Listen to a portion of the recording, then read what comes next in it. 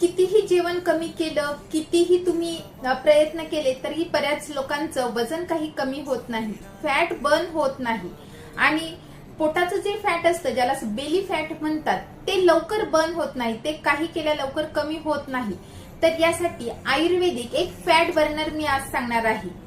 तर बऱ्याच लोकांचं पोट सुटतं, त्यामुळे त्यांना भविष्यामध्ये डायबिटीज, हाय बीपी, हाय कोलेस्ट्रॉल आणि त्यानंतर हार्टचे प्रॉब्लेम उद्भवू शकतात. म्हणून त्यांनी वजन कंट्रोल करणं खूप गरजेचं आहे.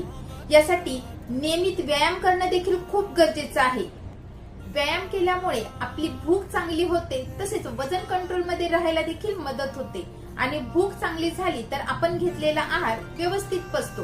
परंतु जे फॅट ऑलरेडी तयार झालं आहे त्याला बर्न कसं करावं, तर यासाठी 1 चमचा मध घ्यावं, त्यामध्ये चिमूटभर त्रिकटूची पावडर टाकावी.